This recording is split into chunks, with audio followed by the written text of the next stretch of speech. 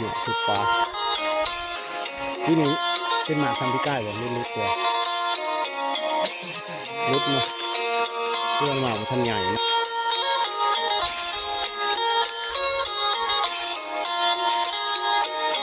โอ้หอยเป็นอย่างกินเนาะที่สีมันถึงที่ติดตัวถ้าว่าบางน้อยจะเบิดบางน้อยมันเดียวอยู่มันกินมันกัดแบบนี้ที่ไหนหอยโอ้เดี๋ยวมันจับอยู่ในใบมันหันจับตอนหอยพี่น้องเลย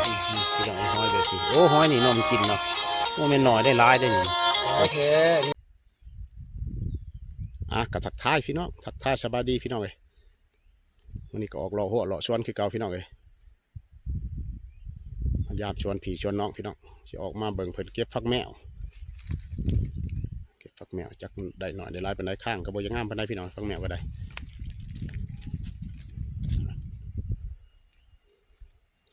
กาแฟพี่น้องเลยเป็นดกอยู่ปีนี้ก็ได้เป็นชวนลูกชวนหลานพี่น้องมาธรรมดาเลยเป็นลาย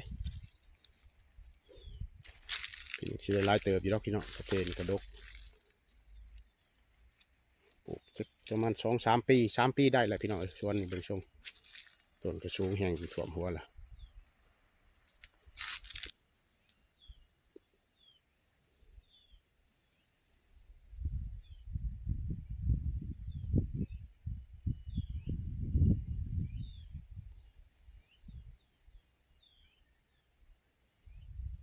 ฝ่าแดดพี่น้องมันก็ได้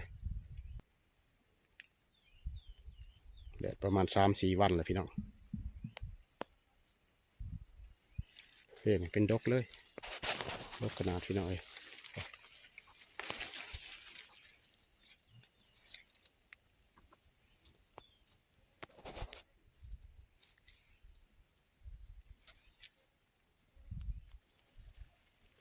ปลูกต้นท้องเป็นห่มพี่น้อง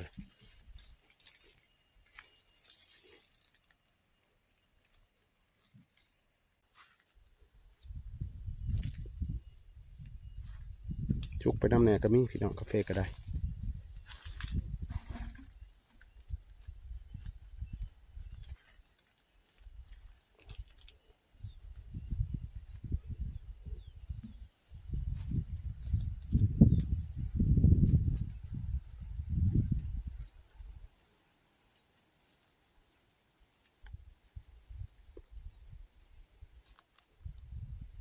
สมบูรณ์พี่น้องกาแฟก็ได้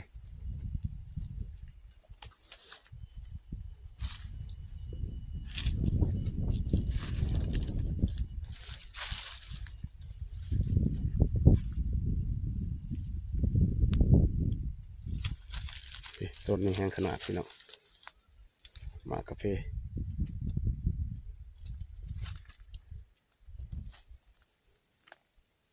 เป็นเกือบทุกต้นเลยพี่น้องเลย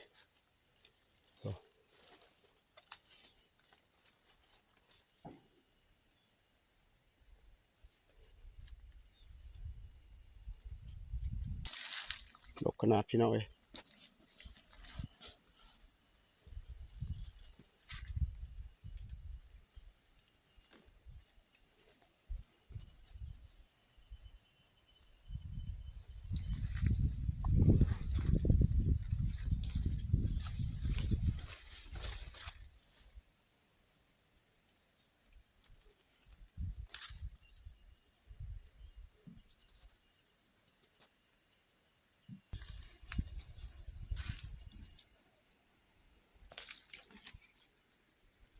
สุดยอดสุดปลาย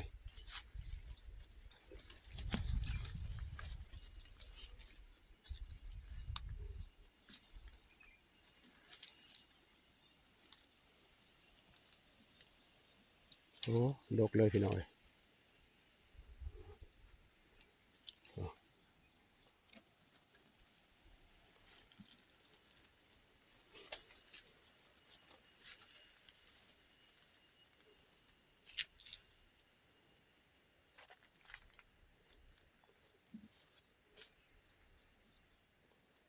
เป็นลายแห้ง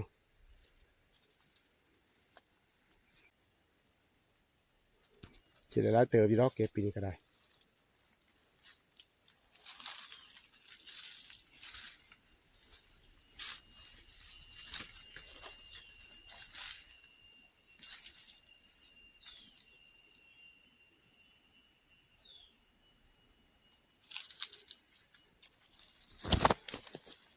ด้านนี้เป็นคาเฟ่โรบัสต้าพี่น้องเอ้ยมายังหน่อยอยู่โรบัสต้าก็ได้ต้นใหญ่ต้นสูงเลยแล้วพี่น้องเอ้ยคน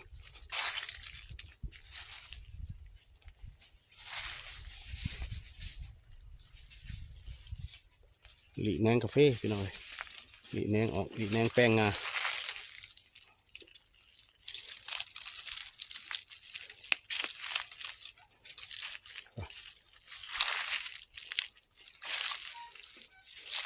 โรบัสต้านี่คือว่าใหญ่สูงพี่น้องไอ้20 กว่าปีเกือบ30 ปีแล้วปลูกมา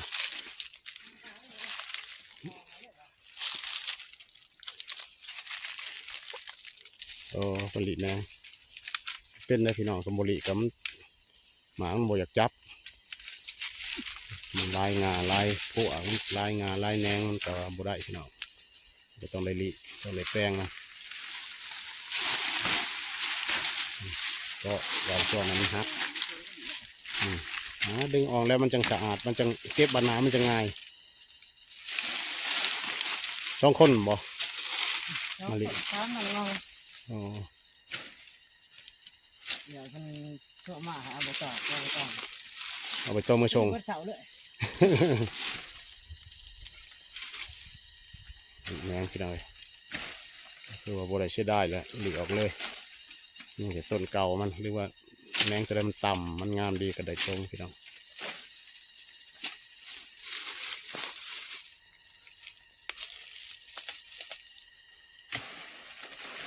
ปีนี้เป็นหมากซัมพิก้ายบ่หรือรุดกว่า รุดกูพี่จ่ายนี่ รุดเนาะหรือว่าหมากบ่ทันใหญ่เนาะเอากับบ่ทันได้ฮู้ ตัดเอางาใหม่เด้พี่จ่าย โอ้ นี่ก็เป็น แล้วเฮาได้ตัดมันก็ชามันสิฟื้นสิขึ้นก็ปี1 2 ปีพุ่นละจังสิเป็นหลายอีกคือเก่า ตัดเอางาไม่แก่ แก่มันเถาแล้วบ่เป็นหมากตัดมันก็ขึ้นมาใหม่ก็เป็นหมากใหม่อีกพี่น้อย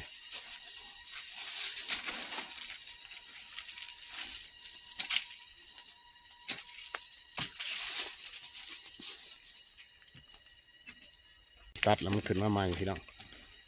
เป็นใหม่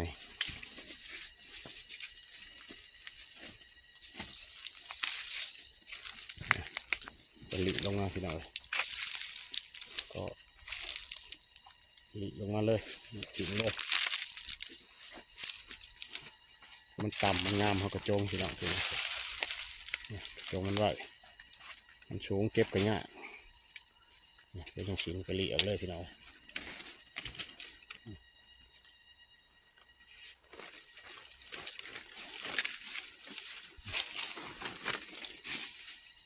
นี่เลยพี่น้อง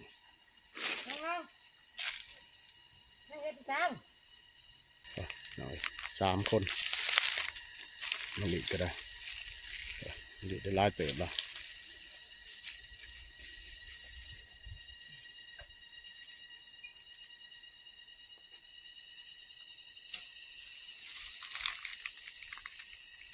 ทันได้หลี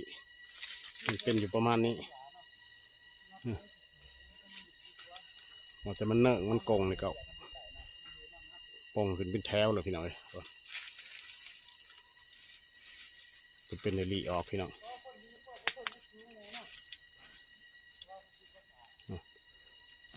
ต้องได้ลีออกแมงลายขนาด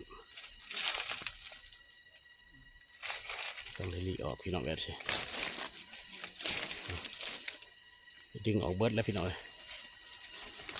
เชิงผลแหงลายเนาะแมงเนาะลายบอดี้ได้ขึ้นไปจองชับมาจักค่อยปีนเลยปีน กองลงมาอันนั้นบนคอบนเทิงมันยากอะไรแท้เนี่ยมันสูงกองลงมาแล้วเกาะลงมาเลยก็ลิใช่ไหมลายแห้ง ลายกลายคันโบลิก็ถือว่ามีหมากเลยปีหน้าได้แต่ปีนี้แหละปีหน้าถือว่าแล้วเลยมีแต่แหนงเต็มเลยฮะจำเป็นแล้วชาวสวนก็เห็ดตามวิธีมันแหละ โมลิกับโบได้เก็บหมากก็จำเป็นได้ลิสวนไฟคือกันพี่น้องต้องได้ลิคือกันเบิดแหนงหลายไปสิเลยเบิดกูสวนเลยพี่น้อง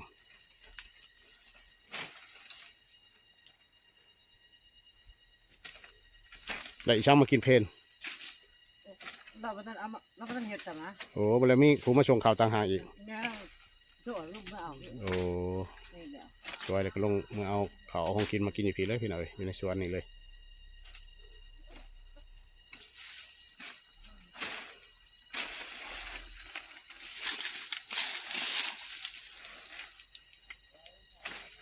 นี่มา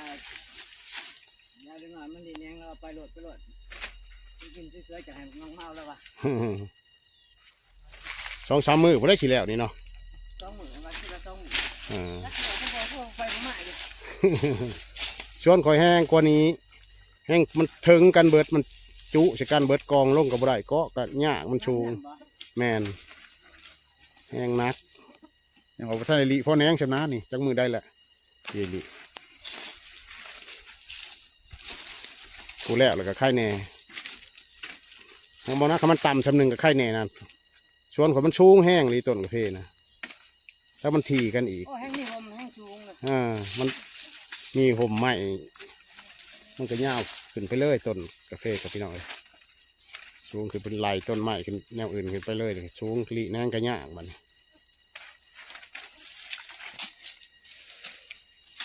งามเติบดีดอก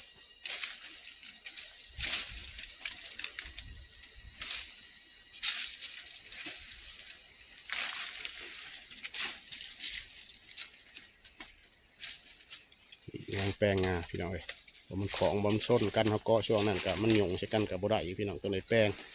บ่ให้มันปกกันมากมันจังขี่จับ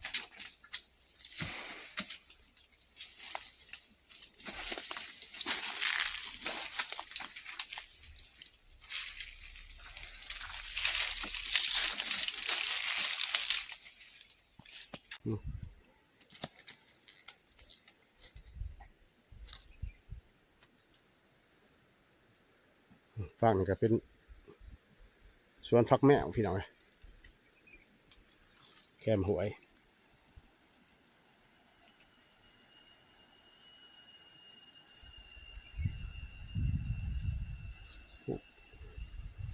ฟักแมวน้ำพี่น้องว่าอะไรเพิ่นอนามัยใบบ่ได้พี่น้องเลยบ่ได้ตัดใบมันออกกับบ่อยากงามบ่ได้บ่อยากคอยมีหมากว่าเขาได้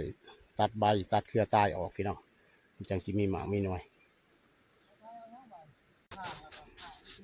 ใบมันตึบเก็บยากกาแฟอันนั้นกาแฟไผ่นี่นี่ตัวนี้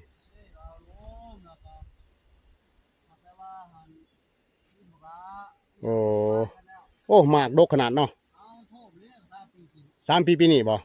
โอ้โทมแล้วใช่แต่พ่อว่าต้นใดก็พอแห้งขนาดเลย เออ3 ปีแล้วเนาะดกกะลีรอโอ้ซ้ำชีเก็บจังหน่อยนี่อีกนี่ก็เดือนคันเว้าแล้วก็เดือน7เดือนนอนเดือนนี้เนาะนี่อีก2 เดือนเท่านั้นแหละ2 เดือนปลายก็ได้เก็บแล้วกาแฟนี่ก็ได้พี่น้องเอ้ยเก็บบางเบอร์ผู้เดียวเนาะจังหวะจากราคาจากที่แนวใดปีนี้มีคือเจ้ากับขายหมักเบอร์เป็นละ5-6ตัวบ่โอ้เจ้ามีแต่เชเวอร์มา เพ่กลางคนนี้พูนบอลกับเพ่กลางคน โอ้ เพ่กับปูกันหลวงเลี้ยงกินลาย ปีกายนี่เนาะดวงลงแห้งเนาะ ไข่ปีก็ลายกันลายทุกปีไข่แนวอะไรกับโบตุกหลวงจ่อแล้วมากระตายขึ้นเราเจาะลำ2 ปี 2 ปีนี่แล้วหมักเจาะแห้งเจาะนี่ถือว่าบิดแล้ว3 ปี3 ปีเลยไปเลยไข่แน่พญาติก็ลดพรลงหักเจาะสูง กินสูงงาฮักก็ยังไข่ก็ว่ามันสิเจาะต่ำเจาะต้นทำยิดหันโลด แม่นกินเอา ตัวนั้นโอ้อันตราย หอดมากนี่ตายที่บดมันจับมาก โอ้หอยแบบสินี่โอ้หอยแบบนี้มันกินเนาะ บางทีขี่มันผมไปกินจนกู โอ้ เบิดเหี่ยวถ้าบางน้อยๆจะเบิดบางน้อยๆมันเดียอยู่นี่ อันเดียมันหลายพันตัวเนาะ มันบ่แม่นน้อยเนาะมันเกิด ไปเดียวมากโกดมัน เกิดแม่แพร่ลูกอยู่นี่เลยเนาะมันก็ชับใบเลยเนี่ยนะมันก็มาแพร่พันธุ์อยู่นี่เลย มัน พี่ ก น้ ระ อง มวลเกิดมันห่มแน่เย็น มัน แน่ กินมันกัดแบบนี้พี่น้องเอ้ยนี่หอยโอ้ขอยกระปลูกหลายปีอยู่หมากอันนี้ฮักบ่เคยเห็นว่าหอยกิน นี่จะลูกมันนี่ลำๆเลย โอ้ จุดดำๆนี่ลูกบ่ได้ นี่ลูกนั่นเนาะ นี่ลูก มาแพร่พันธุ์อยู่นี่เลย มาอาศัยอยู่นี่เป็นเฮือนมันเลย เมื่อวานสุด เออ เลยมัน ไต่ไปเลยพี่น้องเอ้ย ตาย จะหน่อยเพิ่นสิ ตะกอน เอาด่างสอนให้เบิ่งพี่น้องสิเฮ็ดแนวใด อยู่ที่ขาห้อยมี108 109พุ่นละ200พุ่นเฮ็ดไปทุกวิธีทางก็แนวสิขามันได้ จำเป็นแล้วเฮ็ดไปแล้วแล้วมันสิซอยเฮาได้แน่คันสิปะเลยนี่บ่ไหวแล้วกันจังซี่เนาะ ปลาเลยดิตา จังซี่เลยจังบ่มีหมากหลายพี่น้องเอ้ยหนึ่งมาใบมันก็หกคณะอนามัยใบมันได้แน่มันก็สิรุดพรบ่หรือแนวใดก็สิรุดพรนั่นแหละบ่มีบ่อนอยู่ มันที่อยากกินนี่เบิ่งนี่หน่อยมันอยากกิน โอ้แบบมันสิมันก็ซ้ำเลยเนาะตายเลยกูดเลยพี่น้องเอ้ยนี่เป็นจังซี่ก็เฮ็ดมาหลายปีอยู่ฮักบ่ฮู้บ่เคยสู่เห็นปานใดนะหอยมันกินทีนี้มันก็หลายอย่างศัตรูพืชก็นับแต่หอยแต่แมงไม้ทุกอย่างพี่น้องเอ้ยแต่ชุดว่าง่ายคั่วหมากอันนี้ว่าบ่เดียวนี่เพราะว่ามีหอยเข้าอีกได้จักทงเลยโอ้เกือบได้2 ทงเลยเนาะฉะนั้นก็เอาแหละทงหนึ่ง200,000พี่น้องเอ้ยมื้อนี้200,000 1,900,000ปีนี้ก็คือว่าราคามันก็พอฟังอยู่คือทุกปีทงหนึ่ง20-30,000 กีบหมากกับบ่มีแหล้วมันจังพอฟังคันหมากมันลายมันก็ลงคือว่าเลยอย่างนี้เป็นหอยน้ำพี่น้องเอ้ยไหลตลอดปีแล้วก็ใช้น้ำหวยเลยหดช่วงแรกพี่น้อง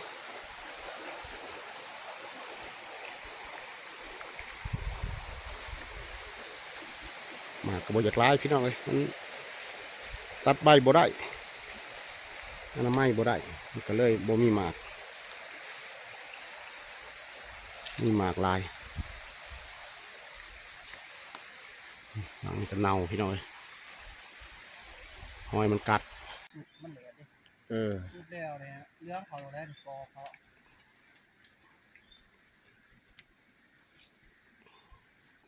จักมือเลยเก็บมักเบอร์อยู่นี่ สี่บ่ 3 มื้อ 4 มื้อ 4 มื้อนี่บ่มื้อนี้เก็บอีกเนาะ มื้อนี้ก็ เริ่ม4 3 มื้อนี้ 3 มื้อเก็บเทื่อนึงคนตกดีแน่เขาใส่คุณนะคะสมบูรณ์3 มื้อ2-3 มื้อเก็บได้เพราะเราจงหมากใหญ่มันเนี่ยเนาะเพราะเราสิเก็บหลอดเก็บเบิดเขาเก็บปลาไว้ซ้ำว่าหน่อยเอา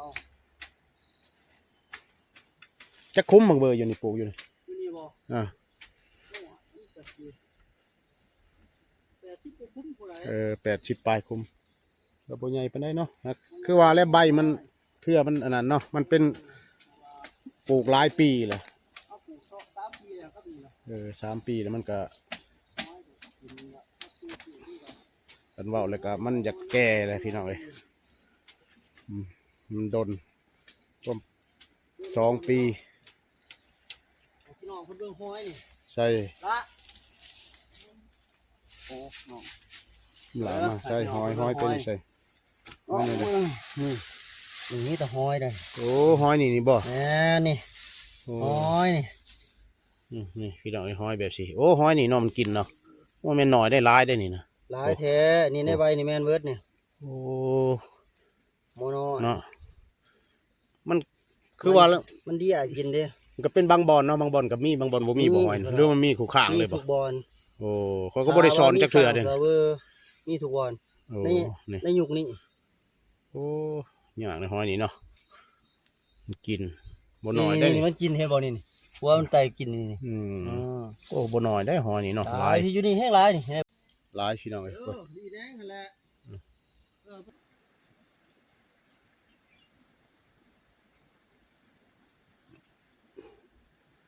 เงียนพอแห้งพี่น้อยใบมันลายกับเปิดไปเปิดมาเสร็จแล้วพี่น้อง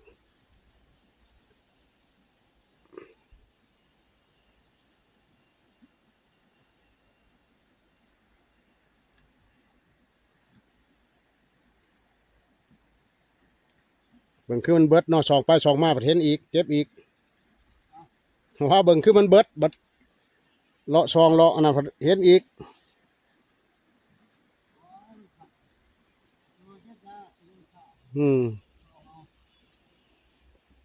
ต้องในซองและใบมันลาย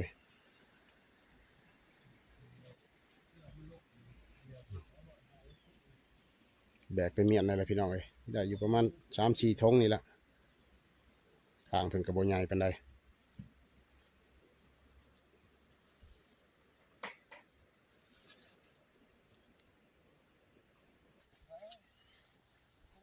ทางก็สุดเพียงนั้นพี่น้องเลยแบกออกไปใช้รถ3 ทง 4 ทงได้4 ทงบ่ยังทงหนึ่งอยู่ลุมพี่น้องเลย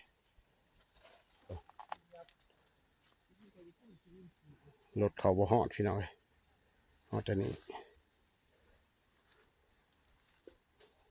3 ทงทงหนึ่ง200,000 3 ทง 4 ทงเลยพี่น้องเลยยังทงหนึ่งเพิ่นบ่ทันแบกออกมาเพิ่นก็ยังสิเล่มตื่มอีกอยู่